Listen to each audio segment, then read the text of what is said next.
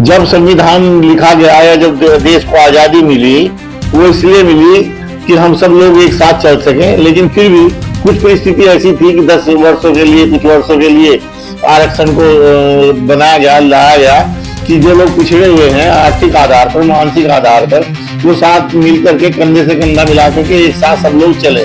तो राजनीतिक लोगों ने अपनी मानसिक विकलांगता के कारण ये सब चीज हमें अलग अलग करने के लिए, हमें एक दूसरे से का दुश्मन बनाने के लिए, एक दूसरे के विरोध में खड़ा करने के लिए तैयारी की जा रही है। बल्कि जहां तक बात आरक्षण की है, आरक्षण में तो ऐसे भी बहुत बुद्धिजीवी लोग हैं जिनको आरक्षण दिया जा रहा है, विवेकमान वो लोग हैं, वो सामने आए और आकर के जो है जो राजनीतिक गलत धारणाएं हैं, गलत व्यवहार है राजनीतिक लोगों द्वारा जो है इस तरह की स्थितियां पैदा की जा रही है, वो ठीक करने का प्रयास करें। सर, ये आरक्षण को लेकर जो देश में विवाद छिड़ा हुआ है, इसके बारे में आपका क्या कहना है? देश के राजनीतिक लोग और उनकी मानसिक विकलांगता का परिणाम पूरा देश भुगत रहा है। हम सब एक हैं, पूरा राष्ट्र एक है, यहाँ का हर नागरिक का समान अधिकार है और होना भी चाहिए। हम सब लोगों को होश में रह करके राजनीतिक चालों को समझना चाहिए। दुर्भाग्य ये है, डिवाइड एंड रूल की पॉलिसी पहले अंग्रेजों ने शुरू की, अब अपने देश के नेता कर रहे हैं। एक व्यक्ति को छोटा कह करके या एक व्यक्ति को बड़ा कह करके असमानता का जन्म देने वाले सबसे पहले राजनीतिक लोग हैं। इस बात को अच्छी तरह समझ लीजिए आप। जब संविधान लिखा गया या जब देश को आजादी मिली, वो इसलिए मिली कि हम सब लोग एक साथ चल सकें। लेकिन फिर भी कुछ परिस्थिति ऐसी थी कि 10 वर्षों के लिए, कुछ वर्षों के लिए आरक्षण को बनाया गया, लाया गया कि जो लोग पिछड़े हुए हैं आर्थिक आधार पर, मानसिक आधार पर, वो साथ मिलकर के कंधे से कंधा मिला करके एक साथ सब लोग चले। लेकिन ये वोटों की राजनीति, ये केवल इसलिए कि अधिक से अधिक वोट कैसे मिले, अधिक से अधिक सत्ता में रहने का अवसर कैसे मिले, ये मैं जो कह रहा हूं कि दुर्भाग्य है हमारा कि राजनीतिक लोगों ने अपनी मानसिक विकलांगता के कारण ये सब चीज हमें अलग अलग करने के लिए, हमें एक दूसरे से का दुश्मन बनाने के लिए, एक दूसरे के विरोध में खड़ा करने के लिए तैयारी की जा रही है। और आप यही नहीं, आप ये भी ध्यान रखिएगा कि केवल देश में एक संघर्ष नहीं है, देश से बाहर की जो ताकतें हैं वो इसको देख रही हैं, इसका लाभ उठाएगी और हमारे बंटने का, हमारे बिखरने का, हमारी अज्ञानता का पूरे देश को हानि होगी और यही राजनीतिक लोग इसके लिए जिम्मेदार होंगे। आज केवल इन्हें अपना स्वार्थ नजर आ रहा है, केवल वोट संग्रह की तरफ इनका ध्यान जाता है। लेकिन यहाँ मैं दोष जो है उन लोगों को भी दूंगा, हम नागरिक देश के हैं, राष्ट्र के प्रति हमारी भक्ति, राष्ट्र के प्रति हमारा समर्पण इस तरह का होना चाहिए कि इन बातों में आकर के आपस में विवाद न पैदा करें। बल्कि जहां तक बात आरक्षण की है, आरक्षण में वो ऐसे भी बहुत बुद्धिजीवी लोग हैं जिनको आरक्षण दिया जा रहा है, विवेकमान वो लोग हैं, वो सामने आए और आकर के जो है जो राजनीतिक गलत धारणाएं हैं, गलत व्यवहार है राजनीतिक लोगों द्वारा जो है इस तरह की स्थितियां पैदा की जा रही है, उनको ठीक करने का प्रयास करें। सभी बुद्धिजीवियों को ये सोचना चाहिए, चाहे वो किसी भी जाति, किसी भी बिरादरी से हैं, कि पहले हम एक राष्ट्र से हैं और एक राष्ट्र के लिए हम क्या सोच सकते हैं, हमारा आपस का बिखराव कितनी दूरियां पैदा कर सकता है।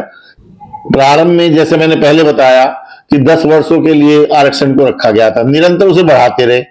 अब बढ़ाने में भी अगर आज 80 साल में भी ये स्थिति है कि अब भी आरक्षण की आवश्यकता पड़ रही है, तो इससे ज्यादा राजनीतिक फेलियर और राजनीतिक विफलता का इससे बड़ा प्रमाण नहीं मिल सकता कि आप एक साथ करने का जो वादा करते थे, हम सब एक साथ चलेंगे, हमारे में अभी भी असमानता आपको नजर आती है वहां बैठे हुए। तो वो असमानता किसके कारण है? इसका कारण कहीं ना कहीं कुछ गलतियां ऐसी हुई है आपके द्वारा शासन चलाने में, जो हम सब लोग एक स्थिति में नहीं आ सकते। अगर आप आर्थिक आधार पर, मानसिक आधार पर आरक्षण दे भी रहे हैं तो पूरे देश में एक नजर डालिए ना जरा, क्या कोई किसी जाति विशेष से जुड़ी हुई है वो समस्या? नहीं, प्रत्येक व्यक्ति से जुड़ी हुई है। प्रत्येक भिन्न भिन्न परिवारों में आर्थिक स्थिति बड़ी कमजोर है, मानसिक स्थिति भी कमजोर हो सकती है। आप क्या सहयोग कर रहे हैं? आप तो केवल एक तरफ लेकर के वोटों का जो रुझान है आपका वो बढ़ना चाहिए किसी भी कारण। लेकिन इसका परिणाम कितना गंदा होगा कि हमारे आपस में टकराव होगा, एक दूसरे के दुश्मन होंगे। हर समुदाय से एक नेता आकर के खड़ा हो जाता है, वो कुछ लोगों को जोड़ लेता है, पूरे राष्ट्र के लिए परेशानी का कारण बन जाता है। इस पर विचार नहीं किया जाता। मेरा मानना है गांव गांव में प्रधान बनाए हुए हैं, यहाँ सब छोटे शहरों में सभासद पार्षद बनाए हुए हैं, उनसे कहिएगा कि वो अपने अपने क्षेत्र में जाएं और देखें कि परिवारों की क्या स्थिति है। तो आदेश करें उनको कि वो एक एक चीज का ध्यान रखें और एक एक चीज का बताएं कि आर्थिक आधार पर कौन कमजोर है। लेकिन उससे आपकी राजनीति का की जो बुनियाद है वो हिलने लगती है। हम लोगों को सबको जागरूक होकर के करना चाहिए।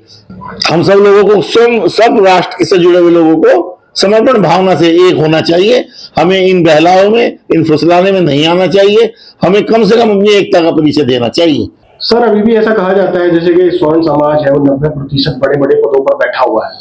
वो अगर इतने 70-80 साल हो गए, इतनी सुविधाएं आप दे रहे हैं, नौकरियों में सुविधाएं दे रहे हैं, शिक्षा में सुविधाएं दे रहे हैं, SC/ST के लिए, OBC के लिए न जाने कितने मार्ग आपने खोल दिए हैं, उसके बावजूद भी अगर स्वर्ण 80-90% बड़े पदों पर बैठे हुए हैं, तो ये सरकार को की विफलता कहिए या स्वर्ण समाज का अपना विवेक देखिए कि इतने संघर्षों के बाद भी वो अपने बड़े पदों को ग्रहण कर रहा है।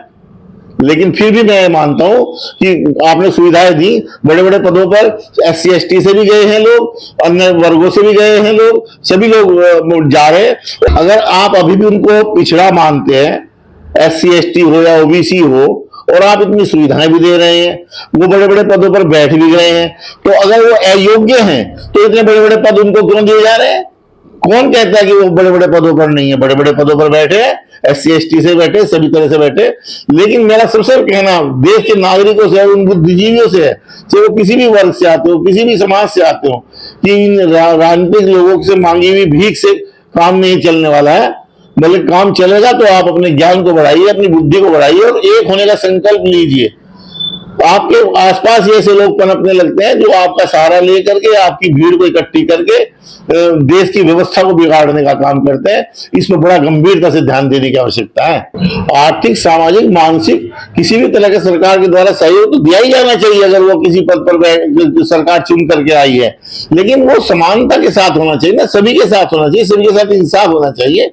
एक वर्ग को अगर आप कहने लग जाएंगे कि वही आर्थिक आधार पर पिछड़े हुए हैं, वही मानसिक आधार पर पिछड़े हुए हैं, तो एक सर्वे कराइए। सब लोगों में स्थिति मिलेगी आपको कि वहां 2 समय का भोजन भी नहीं है और आप उनको किसी भी प्रकार की कोई सुविधा प्रदान नहीं कर रहे हैं।